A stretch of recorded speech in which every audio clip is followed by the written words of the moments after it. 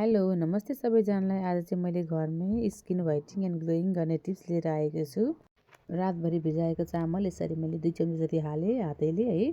So यसमा म add गर्दैछु सुन्तलाको बोक्रा। सुन्तलाको बोक्रा एकदम धेरै फाइदा हो हाम्रो स्किनको लागि। सो दुध पनि एड गरेर मैले यसलाई मिक्सी गरेर मैले बोलमा हालेँ है। अब चाहिँ यसमा हामीले हनी पनि एड गर्नुपर्ने हुन्छ। सो मैले यसमा हनी एड गरेँ। मैले 2 पल्ट हालेँ, आधा हालेको हुनाले हजुरहरूले ठुलो चम्चाले 1 चम्चा हाल्दा पनि हुन्छ। यसमा हनी हालेर मिक्स गर्ने। अनि यसमा मैले चाहिँ अलिक बढी बनाएको हुनाले स्टोर गरेर खोजेँ फ्रिजमा, अर्को पल्ट पनि होस् भनेर।